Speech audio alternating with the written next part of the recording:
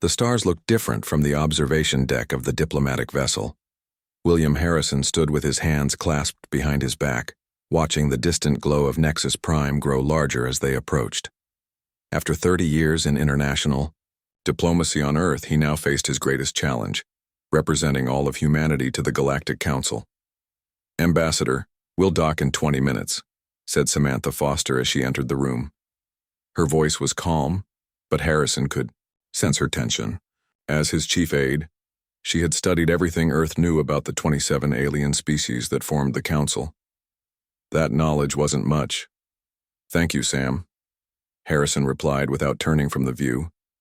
"Are Crawford and the security team ready?" "Yes, sir. Though the Council insisted we bring minimal security. Just Crawford and 2 others. Harrison finally turned, his weathered face serious. "And that doesn't worry you?" Samantha's expression tightened. "Of course it does. But we're not in a position to make demands." Harrison nodded slowly. Humanity was the newcomer here. Earth had only developed faster than light travel 5 years ago. The Council races had been traveling between stars for thousands of years, some for tens of thousands. "Let's go over the briefing one more time," Harrison said.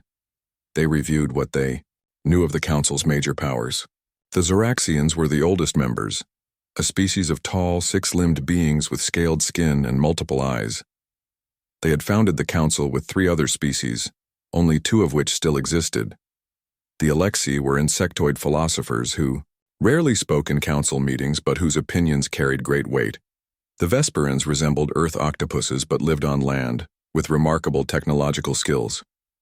The Zoraxian representative, High Counselor Drestar, has held his position for over 90 years, Samantha noted. Intelligence suggests he views humans with particular suspicion. "Any idea why?" Harrison asked. "Our adaptability mainly. Earth went from first spaceflight to faster-than-light travel in less than 300 years. Most species took thousands. They find our rate of development concerning." A soft chime interrupted them. Alan Crawford, head of security, entered the room. His broad frame and steady eyes gave an impression of solid reliability. "Ambassador, we're beginning docking procedures. The welcome committee is already visible in the arrival bay."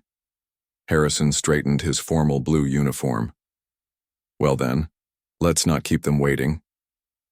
The diplomatic vessel eased into the massive docking bay of Nexus Station. Through the viewports, Harrison could see a small delegation waiting. Beings of various shapes, sizes, and colors stood in formal arrangements. Some floated, some stood on many legs. Some were contained in environmental suits. When the airlock opened, Harrison led his small team onto alien soil for the first time in human diplomatic history. The air smelled faintly of cinnamon and ozone. A slender, blue-skinned being with 4 arms stepped forward. "Ambassador Harrison, I am Velix, Protocol Officer of the Galactic Council. Welcome to Nexus." Harrison bowed slightly. "Thank you for your welcome. It is an honor to represent Earth." As they moved through vast corridors, Harrison noted the reactions of passing aliens. Some showed obvious curiosity. Others displayed what he interpreted as disgust or fear. Many simply ignored them. "The Council has prepared quarters for your delegation," Velix said. "Tomorrow you will be formally presented to the full Council. Tonight several representatives wish to meet you informally." "We would be delighted," Harrison replied diplomatically, though he could feel Crawford's disapproval behind him. They had hoped for time to settle and prepare. Their quarters were spacious but clearly designed with different bodies in mind. Surfaces were at odd heights. Lighting was too bright in some areas and too dim in others. They could have made more adjustments for human comfort, Crawford muttered as he checked each room for surveillance or threats. "Or perhaps they did adjust and this is their best guess," Harrison suggested. "We look as strange to them as they do to us." That evening, Harrison met with representatives from 12 council species at what was termed a cultural exchange reception. Food and drink of various types were available, most clearly not meant for human consumption. The Vesperan representative, a being named Quelix, whose tentacles moved with hypnotic grace, approached Harrison. Your species has traveled far in a short time, Ambassador. We are eager to learn and explore, Harrison replied. Some find such eagerness unsettling. Quillix's voice came from a translator device around what might be called a neck. The galaxy has known periods of stability and periods of change. We are currently in a long period of stability. And humans represent change, Harrison concluded. Precisely. Later, Harrison found himself speaking with an Alexi philosopher called Zeeth. The insectoid being's compound eyes reflected the room's light in fascinating patterns. You are not what many expected, Zeeth said in a whispery voice. How so? Many believed humans would be aggressive, demanding. You are measured, thoughtful. We can be aggressive when threatened, Harrison acknowledged. But we prefer understanding to conflict. As the evening progressed, Harrison noticed the Zeraxian representative watching him from across the room. High Counselor Drez's Tar was impressive, nearly 8 feet tall, with scaled skin in patterns of green and gold. Multiple eyes blinked independently as he observed the human delegation. When they finally spoke, Drez's Tar loomed over Harrison. Ambassador Zorax welcomes Earth to the galactic community. We appreciate your welcome, High Counselor, Harrison replied, noting the carefully neutral tone. Your species has accomplished much in a short time, Drez Tar continued. Such rapid advancement is unusual. We're quick learners. Indeed, one wonders what other surprises humans might bring to the Council. Later that night, as Harrison prepared for sleep, Samantha brought him a data pad. Sir, I've been reviewing the Council schedules.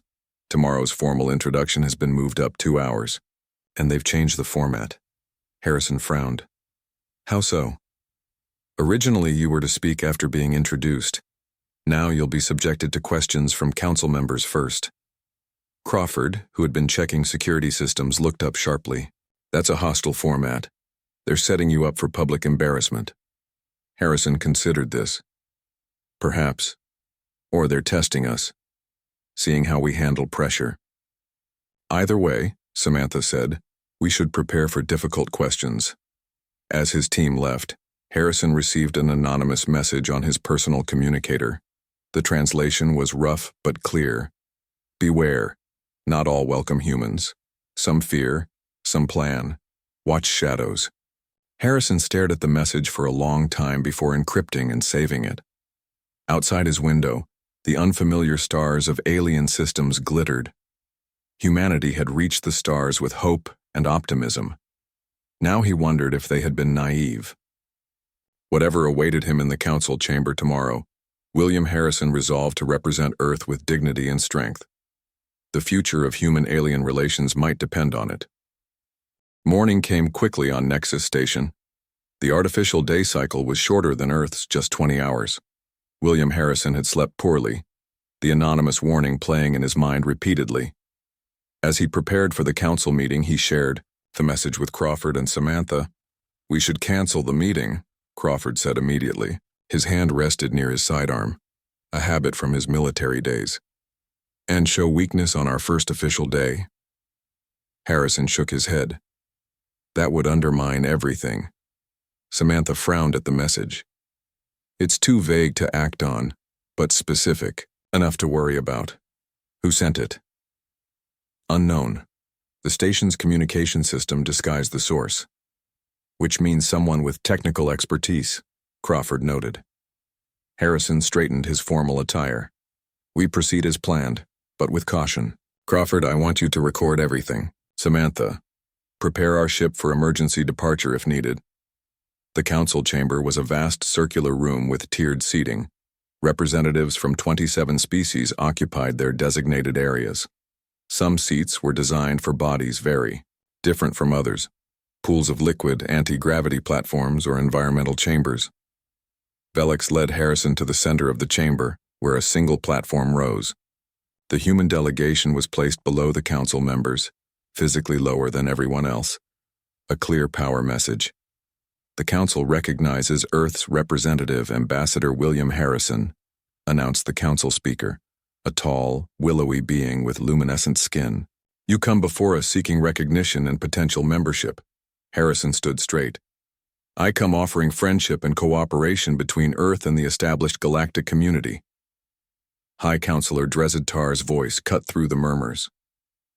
Before offering friendship, humans must demonstrate they understand galactic laws and traditions. Ambassador, explain your species' history of warfare. Your planet has seen continuous conflict for millennia. Why should we believe humans won't bring such violence to the stars? The question was clearly designed to embarrass. Harrison had been warned that the Council feared human aggression, but he hadn't expected such a direct attack. High Counselor, I won't deny our history contains conflict, but it also contains remarkable cooperation. The United Earth government formed 50 years ago has maintained global peace. Our space exploration has been peaceful. We seek to learn, not conquer, NDA. Alexei representative spoke next. Your technology development accelerated at an unusual rate. Our reports indicate you moved from primitive flight to faster-than-light travel in less than 3 centuries. How is this possible without outside help? Harrison recognized the hidden accusation that humans had stolen technology. We are curious and adaptable. When we focus on a problem, we solve it. Our diverse cultures approach challenges differently, which gives us multiple perspectives. For 2 hours, the questions continued. Some seemed genuinely curious about Earth. Others were clearly hostile. Harrison answered each carefully, aware that his words represented all humanity. When the session ended, he felt mentally exhausted but satisfied. He had maintained his composure despite the pressure. As they left the chamber, Quillix the Vesperan approached. Ambassador, you handled yourself well. Few new species face such aggressive questioning. I noticed some council members seemed particularly concerned about our development speed, Harrison replied. Quillix's tentacles moved in what might have been discomfort, some fear rapid change. The Zoraxians especially prefer predictability. And humans are unpredictable? Extremely. It makes you interesting to some of us, dangerous to others. That evening, Harrison was invited to a smaller gathering of council members. Drestar was hosting at the Zoraxian embassy section of the station. Crawford strongly advised against attending. It's clearly an attempt to separate you from support, he argued, or a chance to speak more openly away from the full council, Harrison countered.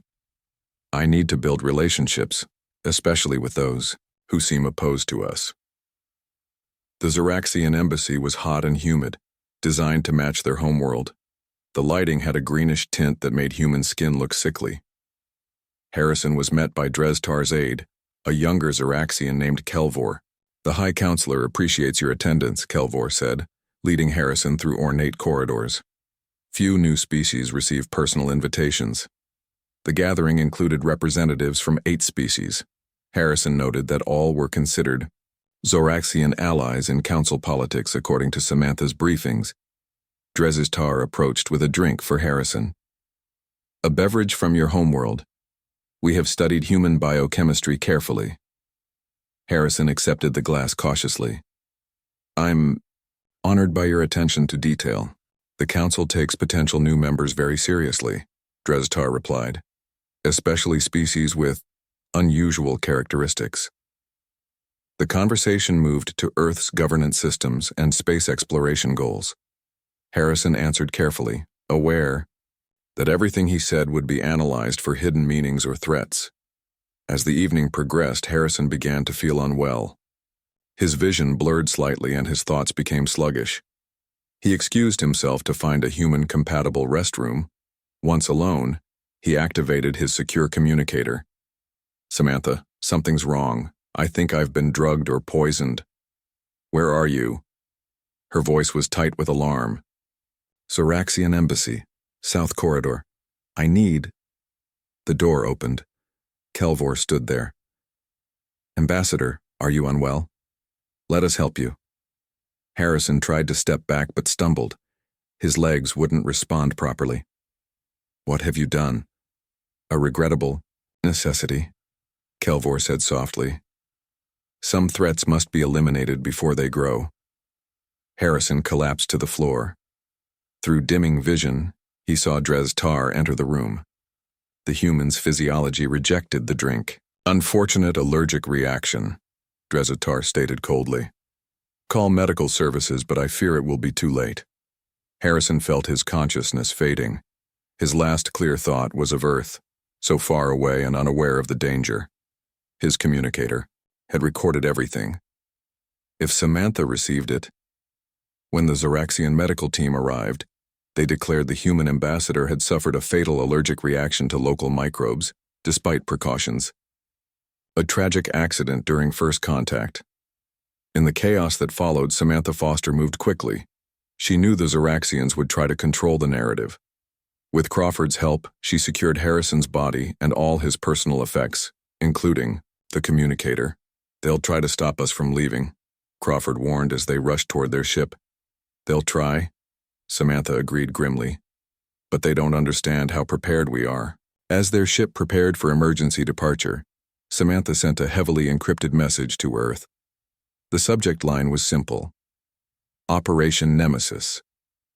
The Council had made a terrible mistake. They had killed a human envoy, thinking it would intimidate Earth. They would soon learn how wrong they were. The message reached Earth 16 hours after Ambassador Harrison's death. In the United Earth Government's Crisis Center, military and civilian leaders gathered in shocked silence as they watched the recording from Harrison's communicator. The evidence was clear and damning. The human ambassador had been murdered by the Zoraxians. Admiral Catherine Wells stood at the head of the table, her gray eyes cold. At 62, she had spent her life defending Earth. Now she faced a threat from beyond the stars. They believe us primitive and weak, she said quietly. They think killing our ambassador will frighten us into submission. President Richard Garcia looked around the room. Options? Diplomatic protest, suggested Foreign Minister Chen. Demand an investigation. General Scott Harmon shook his head. They control the Council. Any investigation would be meaningless. We could cut off contact, another voice suggested. Isolate ourselves until we're stronger. Admiral Wells pressed a button on the table console. A holographic display appeared, showing multiple star systems and positions. We have a third option, Operation Silent Reckoning. Several people looked surprised. The operation had been theoretical, a contingency plan that many thought excessive. You want to go to war with the entire Galactic Council? President Garcia asked. Not the entire Council, Wells clarified. Just those responsible, primarily, the Zoraxians. She expanded the display, showing hundreds of small dots throughout Council space. For the past 5 years, every unmanned probe and explorer ship we sent out carried small, autonomous systems, sensors, communication relays, and more. They've been gathering intelligence and positioning themselves throughout Council territory. You exceeded your authority, Chen said, shocked. I followed contingency protocols for first contact, Wells replied calmly, and it's fortunate I did. We now have eyes and ears throughout their territory. President Garcia studied the display. What exactly are you proposing? A precise, overwhelming response, Wells said. Not random destruction, not civilian targets. We strike their military assets, their command structures, and we do it simultaneously across their territory. We show them that killing our people has consequences. The debate lasted hours. Some argued for patience, for building strength before confronting the Council. Others feared starting a war humanity couldn't win. But as the evidence of Zoraxian treachery mounted, including data from Samantha Foster showing a long-planned conspiracy, the decision became clear. Very well, President Garcia finally said. Implement Operation Silent Reckoning. But remember our principles. We target those responsible. We minimize civilian casualties. We are not revenge seekers. We are justice bringers. Admiral Wells nodded. The fleet is already on standby. Commander Elizabeth Reeves will lead the main assault group. Captain Daniel Morgan's Special Forces will infiltrate the Council station itself. 5 days later, Earth's response began. No declaration, no warning, just action. The Earthship EFS Retribution dropped out of FTL travel near a major Zoraxian military shipyard. Commander Elizabeth Reeves stood on the bridge, watching as 5 more Earth vessels appeared alongside her. "All ships report ready, Commander," her first officer said. "Begin the operation," Reeves ordered. Across Zoraxian space, the hidden autonomous systems activated simultaneously. Defense grids failed. Communication networks went silent. Early warning systems showed nothing, even as Earth ships appeared in supposedly secure areas. At the shipyard, Zoraxian commanders scrambled to respond to the sudden appearance of Earth vessels. Their rigid military protocols proved useless against human battle tactics they had never encountered.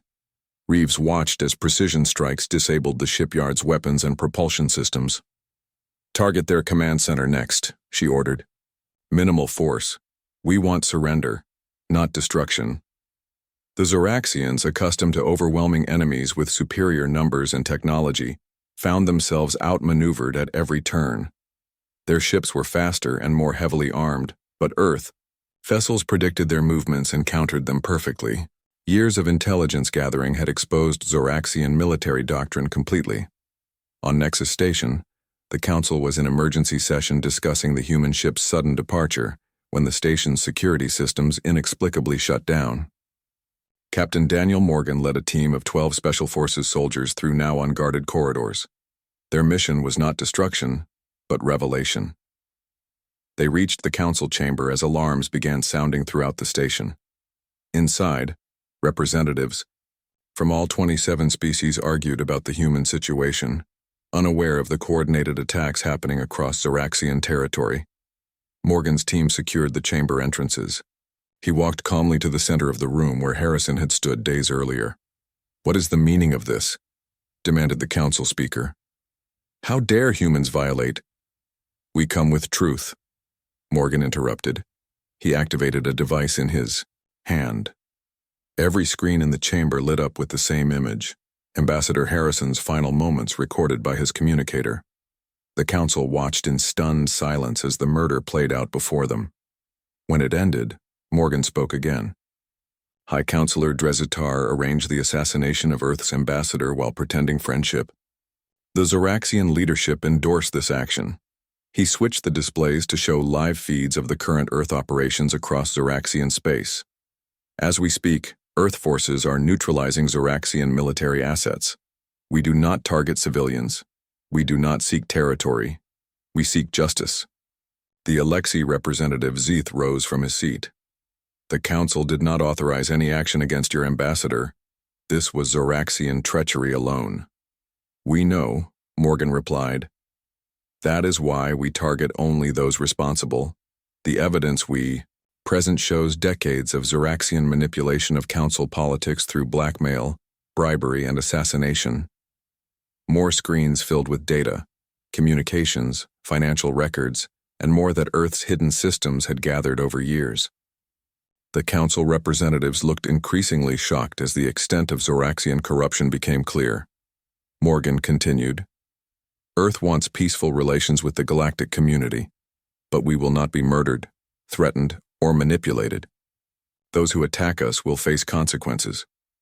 On the Zoraxian homeworld, their high command bunker found itself surrounded by Earth ships that had appeared through jump points the Zoraxians had believed secret and secure. Admiral Wells herself transmitted one message: "Surrender those responsible for Ambassador Harrison's death or face the consequences." The Zoraxian Supreme Commander, a veteran of 3 centuries, looked at the Earth vessels and the failed defense systems with disbelief. How could primitives do this? It's impossible. His aide, younger and less proud, looked grim. They were never primitives. We just assumed they were. And now we pay the price for that arrogance. As reports flooded in of neutralized military bases and disabled fleets across Zoraxian space, the Supreme Commander faced an impossible choice: surrender or annihilation. On Earth, President Garcia watched the operation unfold with a mixture of pride and regret. "Harrison was a man of peace," he said quietly. "He would not have wanted this." "No," agreed Samantha Foster, now appointed as interim ambassador, "but he would have understood its necessity. The galaxy needs to know that killing a human envoy has consequences. Garcia nodded slowly. Let's make sure those consequences lead to a better peace, not endless war. The Zoraxian Supreme Commander stared at the view screen showing Admiral Wells's face. The human looked calm and determined, nothing like the frightened primitives he had expected. This is impossible, he muttered. Our intelligence said humans had only 6 warships. We have exactly 6 warships, Wells replied with a slight smile. But we've been using unmanned vessels for exploration for decades. Your intelligence missed their capabilities. Indeed, Earth's 6 primary warships were supported by hundreds of converted exploration vessels. These ships were smaller and less powerful, but their navigation systems and stealth capabilities were extraordinary. What do you want? The Supreme Commander asked, dropping the pretense of strength. Justice, Wells answered simply. Surrender Drestar and all those involved in Ambassador Harrison's murder. Then withdraw all Zoraxian forces from the 5 neutral systems you've been secretly militarizing. The Supreme Commander looked shocked. How did they know about those systems? Even most of the Council didn't know about that operation. You have 1 hour to decide, Wells continued. After that, we deploy our final measure. The transmission ended. The Supreme Commander turned to his advisors. Can we strike back? What about our secret fleet at Zorax Prime? His military chief looked grim. Already neutralized, the humans deployed some kind of localized gravitational weapon. Our ships are intact but completely immobilized. Weapons, engines, even life support systems are struggling. On board the EFS Retribution, Commander Elizabeth Reeves received new orders from Admiral Wells. Her ship would lead the deployment of GDDs, gravitational distortion devices, if the Zoraxians refuse to surrender. Are they ready? She asked. Her chief engineer. Yes, Commander. 23 devices, targeted at their remaining military installations. The civilian population won't be affected. Reeves nodded, studying the deployment map. The GDDs were precise weapons, designed to create localized gravitational distortions that would disable technology without harming living beings. Zoraxian weapons, vehicles, and military systems would become useless without a single casualty. At Nexus Station, the Council remained in emergency session. Captain Morgan and his team maintained control of the chamber as representatives from various species argued about how to respond to the human revelations. The Zoraxians have manipulated Council decisions for centuries, said the Vesperan representative Quilix. The evidence is undeniable. Yet humans attack without Council authorization, argued another representative. They show the very aggression we feared. Morgan stepped forward again. Earth would have preferred diplomatic solutions. We attempted that. Your representative murdered our ambassador. What was our alternative? Zeeth, the Alexi philosopher, spoke in his whispery voice. The human question exposes our failure. We allowed Zoraxian dominance to corrupt our founding principles. Perhaps human intervention, while unwelcome, was necessary. On the Zoraxian homeworld, debate raged among the High Command. Some wanted to fight to the last ship. Others recognized the futility of resistance against an enemy who had so thoroughly infiltrated their defenses. We cannot surrender to primitives, shouted an old military commander. Better to die with honor. A younger officer countered. Is there honor in death because of Drestar's treachery? He murdered their ambassador against our own military protocols. The humans target only military assets, sparing civilians. They show more honor than we have. As the deadline approached, the decision remained unmade. The Supreme Commander finally took control. If we fight, we risk everything. If we surrender those responsible, we may preserve our civilization. With minutes remaining, he contacted Admiral Wells. We agree to your terms. Drestar and his conspirators will be surrendered. Our forces will withdraw from the contested systems. Wells nodded. A wise decision. However, we will verify your compliance. The GDDs will remain in position until all terms are met. On Nexus Station, the situation grew more complicated. Several Council representatives had formed a faction supporting the Zoraxians. while others demanded reform of the entire council structure. Captain Morgan received new orders from Earth. We will remain here until Ambassador Harrison's body is returned with full honors. Additionally, we demand a full investigation into Zoraxian influence over council decisions. The council speaker, visibly shaken by the day's events, agreed. The council has been compromised. We must restore trust and transparency. For the first time, many council species saw humans not as primitive newcomers but as a force for change in a system that had grown corrupt and stagnant. Back on the Zoraxian homeworld, guards entered High Counselor Drezitar's private compound. He had been hiding there since reports of human attacks began. "What is the meaning of this?" he demanded as they approached.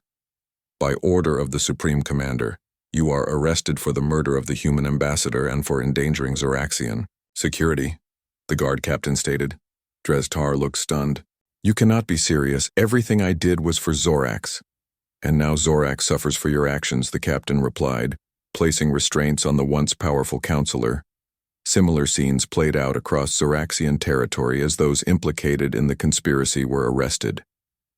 Earth observers monitored each arrest, ensuring no one escaped justice. 24 hours after Operation Silent Reckoning began, Admiral Wells addressed the United Earth government. The primary objectives have been achieved. Zoraxian military assets have been neutralized. Those responsible for Ambassador Harrison's death are in custody.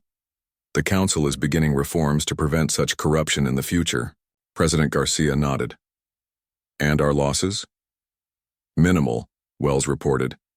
3 ships damaged, 11 personnel injured, no fatalities. The precision of our intelligence made surgical strikes possible. In the Council chamber, Samantha Foster had arrived to take Ambassador Harrison's place. She stood where he had stood, facing representatives who now viewed humans with a mixture of fear and respect.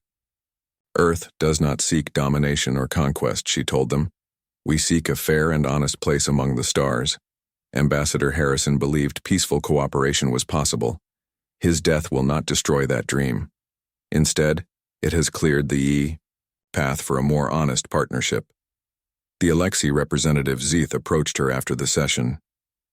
"Your species has changed the balance of power in ways not seen for millennia. Many fear your capabilities." "And you?" Samantha asked. "I find myself hopeful," Zeeth replied. "Systems grow stagnant without challenge. Humans bring challenge." Across Council space, news spread of Zoraxian defeat and human precision. Many species that had suffered under Zoraxian influence saw humans not as conquerors, but as liberators. On the observation deck of her ship, Admiral Wells watched the stars. "Harrison would have preferred peace," she said softly to herself. "But sometimes justice must come before peace can flourish." The first phase of Earth's response was complete. The galaxy now knew humanity's message: kill our envoys and face annihilation. Not of your people, but of your power. 1 month after Operation Silent Reckoning, the Galactic Council convened for a historic session. The chamber had changed. The raised platform where council members once sat, elevated above visitors, was now level. All species, including humans, would meet as equals. Admiral Wells and Samantha Foster represented Earth. Across the chamber, a new Zoraxian delegation watched nervously. Their government had undergone rapid changes after Dreztar's removal. Younger, reform-minded leaders had risen to power, pushing aside centuries of tradition. The council speaker, a Vespiran who had replaced the previous speaker after corruption, Revelations called the session to order. "Today we witness a new beginning for the Galactic Council. Recent events have exposed flaws in our structure that allowed corruption to flourish. Earth's intervention, while shocking, has created an opportunity for necessary change." Samantha stepped forward. "Earth did not seek conflict. Ambassador Harrison came offering friendship. His murder demanded justice, which has now been served. We are ready to move forward in cooperation with all peaceful species." The new Zoraxian representative, Malara, spoke next. Her scales were blue and silver, marking her as part of a younger generation. "Zorax acknowledges our responsibility for these events. The previous leadership betrayed galactic principles and our own traditions. We offer our deepest apologies to Earth for Ambassador Harrison's death. She continued, looking directly at the Earth delegation. The conspirators have been tried under our laws. High Counselor Drezitar and his primary accomplices have been sentenced to lifetime imprisonment on our penal colony. Our military has withdrawn from the disputed systems as promised. Admiral Wells nodded in acknowledgement. As she had promised, Earth's response had targeted only those responsible, not the Zoraxian people as a whole. The Council spent days discussing reforms. Earth's representatives worked closely with the Alexi, Vesperans, and other species to create a more balanced power structure. The previous system, which had given the founding species greater influence, was replaced with equal representation. Your species has accomplished something remarkable, Zeeth told Samantha during a break. In 1 month you have changed political structures that stood for thousands of years. We simply exposed what was already broken, Samantha replied. The Council needed reform. Harrison believed in its potential, even as he worried about its flaws.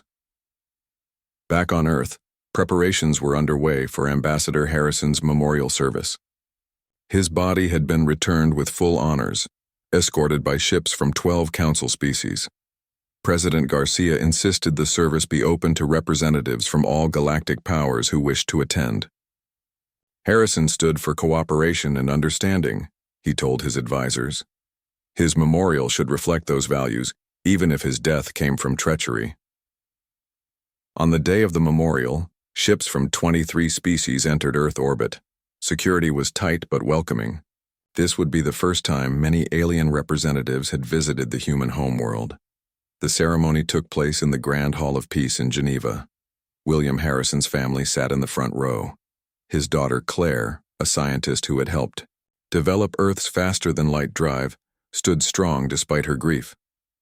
President Garcia spoke first. William Harrison believed humanity belonged among the stars. He believed we could join the galactic community as partners, not subjects. He faced suspicion and prejudice with dignity and wisdom. Though his mission ended in tragedy, his vision endures. Admiral Wells, in formal dress uniform, spoke of Harrison's courage. Samantha shared memories of working with him. Then, surprisingly, the new Zoraxian representative Malara approached the podium. A murmur ran through the crowd. Including a Zoraxian, speaker was controversial, given their role in Harrison's death. Malara spoke softly but clearly. I cannot undo the crime my people committed. I can only promise that we will work to be worthy of the mercy humanity has shown us. Ambassador Harrison's killers expected humans to respond with fear or blind rage. Instead, you showed precision, justice, and restraint. You targeted those responsible while sparing innocent civilians. This is a higher form of strength than my people understood. After the ceremony, Claire Harrison spoke with Samantha and Admiral Wells in a quiet garden outside the hall. My father would have approved of your response, she told them.